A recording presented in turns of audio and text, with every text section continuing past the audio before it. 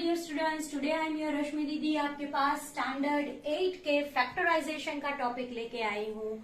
तो आशा रखती हूँ कि इस टॉपिक में जो भी आपके डाउट्स है वो क्लियर होंगे। अगर आपको मेरा ये वीडियो अच्छा लगता है तो आप इसको शेयर कीजिए, मेरी चैनल को सब्सक्राइब कीजिए और लाइक बटन भी प्रेस कीजिए और साथ में बेल बटन को दबाना मत भूलिए, ताकि मैं आगे भी जो कोई भी वीडियो अपलोड करूं तो वो उसकी आपको नोटिफिकेशन मिल सके। Right, so let's start with exercise 14.1 की जो फाइंड द कॉमन फैक्टर्स का जो टॉपिक है वो हम अगर शुरू करें तो आप देखिए कि पहले क्वेश्चन में आपके पास है 3x² y³ comma 10x³ y² and then 6x² y² z।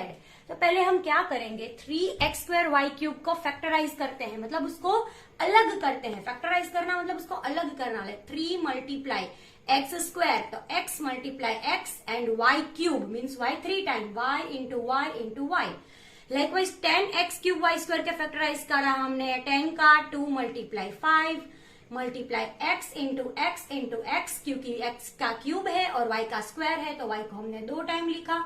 Now 6x² y² z को फैक्टराइज करें तो 2 multiply 3 multiply x into y into z। Right, तो हमने ये पहले उसको अलग कर लिया, फैक्टराइज कर लिया। अब हमें क्या करना है, इसमें से कॉमन फैक्टर्स निकालने हैं। तो आप देखिए तीनों में सेम नंबर्स और सेम वेरिएबल्स मीन्स अल्फाबेट्स होने चाहिए। मतलब यहाँ पे 3 है लेकिन इसमें 3 नहीं है, इसमें है तो 2 में है, 1 में नहीं है तो भी हम 3 नहीं ले सकते। उसी तरह से 2 नंबर्स में 2 है बट 1 में नहीं है तो हम 2 भी नहीं ले सकते और ना ही हम 5 को ले सकते हैं। मतलब इनमें से किसी नंबर्स को हम नहीं ले सकते as a common factor. But अगर वेरिएबल्स की बात करें तो यहाँ पे हमारे पास 1 टाइम x, यहाँ पे भी x है और यहाँ पे भी x है तो हमने 1 टाइम x ले लिया। सेकंड टाइम यहाँ पे x है, सेकंड टाइम यहाँ पर भी है और सेकंड टाइम यहाँ पर भी है तो हमने सेकंड टाइम भी ले लिया। अब आप देखिए कि थर्ड टाइम यहाँ पर तो है बट और कहीं थर्ड टाइम नहीं है तो हम 2 टाइम x को कॉमन लेंगे। अब इसी तरह से y को देखें कि y यहाँ पर है, इसमें भी है और इसमें भी है तो y को हमने एज कॉमन फैक्टर ले लिया। And then again second time y तो सेकंड टाइम भी y ले लिया। अब थर्ड टाइम y चूंकि तीनों में नहीं है तो हम नहीं ले सकते। z सिर्फ यही में है और किसी में z नहीं है तो हम z को भी कॉमन नहीं ले सकते। तो हमारा आंसर क्या बना, x into x that is x² and y into y that is y²। So x² y² is the common factor. Now move on to the second question, that is 10a² minus 15b² plus 20c²। अब 10 का हमने factorise करा, 10 means what, 2 multiply 5 and a² minus 15 को 3 multiply 5 b² as it is मैंने लिखा है and then 20 means 2 multiply 5, 2 2s are 4, 4 5s are 20 c²। इस तरह से मैंने फैक्टराइज करा है। अब मैं देखूं कि इन तीनों ही में से मतलब साइन के आसपास यहाँ पे ये नंबर्स हैं, फिर माइनस की साइन आ जाती है तो वो अलग पड़ गया, फिर यहाँ पे प्लस की आ जाती है तो ये पार्ट। तो आई हैव 3 पार्ट्स, इन तीनों पार्ट्स में से कौन सा नंबर कॉमन निकलता है। तो आप देखिए यहाँ पे 2 है, लास्ट में भी 2 है बट बीच में नहीं है तो हम 2 नहीं ले सकते। जबकि मेरे पास यहाँ पे 5 एंड देन यहाँ पे भी 5, तो 5 मेरे पास तीनों में है तो मैं 5 कॉमन ले सकती हूँ। अब मेरे पास यहाँ पे a² है, यहाँ पे b² है और यहाँ पे c² है। इट मीन्स कोई भी अल्फाबेट कॉमन नहीं है, सिर्फ एक number that is 5 I have common. तो मैंने यहाँ पे कॉमन लिखा और जो भी बचा मेरे पास उसको मैंने ब्रैकेट में लिख दिया। अब 5 यहाँ पे निकल गया कॉमन तो बचा क्या, दैट इज 2 बचा and then a²। So 2a² is the term, then minus की साइन तो माइनस तो वो हमें कंटिन्यू करना है। देन 5 अगेन यहाँ पे कॉमन निकल गया तो बचा क्या, 3b² तो मैंने यहाँ पे लिख दिया। देन प्लस को कंटिन्यू करना है, फिर यहाँ पे अगेन 5 तो कॉमन निकल गया तो बचा क्या, 2 2s are 4c²। So I have the answer 5 common part and then जो भी बचा वो हमें ब्रैकेट में लिखना है, that is 2a² minus 3b² plus 4c²। Now let's move on to question number 3। अब यहाँ पे आप देख सकते हैं कि 1 2 3 एंड 4 टर्म्स है। अब अगर हमारे पास 4 टर्म्स है तो हम ज्यादा से ज्यादा 3 टर्म हमारे पास होती है तो तीनों में से हम कॉमन निकालते हैं। बट अगर 4 टर्म्स है तो क्या करेंगे, पहले हम दो दो की पैर बनाएंगे और फिर पैर बना के उसमें से कॉमन निकालेंगे। Means you can C 15xy minus 6x, this is the first पैर। अब इन दोनों में से मैं देखूं तो नंबर्स आई हैव 15 एंड 6। अब इन दोनों में से कॉमन क्या निकलता है, common it means what I want to say is कि 15 और 6 दोनों कौन से कॉमन टेबल में आते हैं। तो आई कैन से 3, राइट। 3 के टेबल में 15 भी आएगा और 6 भी आएगा, तो 3 कॉमन निकला।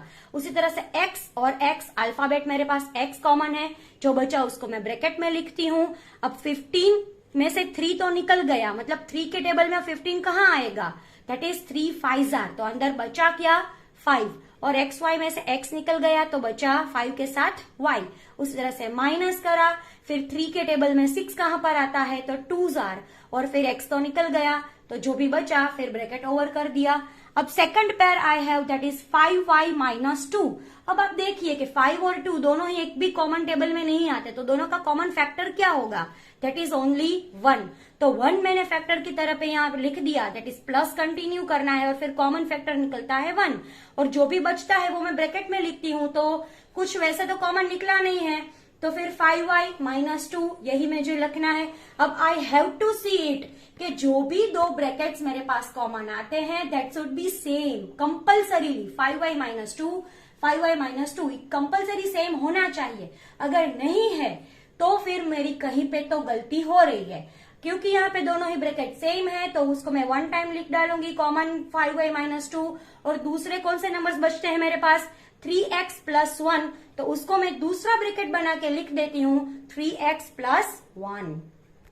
Now if we talk about the fourth question, that is 15pq plus 15 plus 9q plus 25p। तो अगेन आप देख सकते हैं कि मेरे पास 4 टर्म्स हैं, तो मैं पैर बनाती हूँ, पैर में से मैं कॉमन निकालती हूँ। अब 15pq एंड 15, तो कॉमन दोनों में ही 15 है, तो 15 कॉमन निकलता है। बचता क्या है मेरे पास pq प्लस यहाँ से 15 1 15। अब ये गलती मत करना कि 15 यहाँ पे तो कुछ नहीं बचा तो 0 नहीं, 15 के टेबल में 15 कहाँ पे आता है 1 राइट। ऐसे ही कंटिन्यू अगर मैं करूं प्लस, अब 9 और 25 दोनों एक भी कॉमन टेबल में नहीं आते, तो मेरा कॉमन फैक्टर क्या बनता है 1।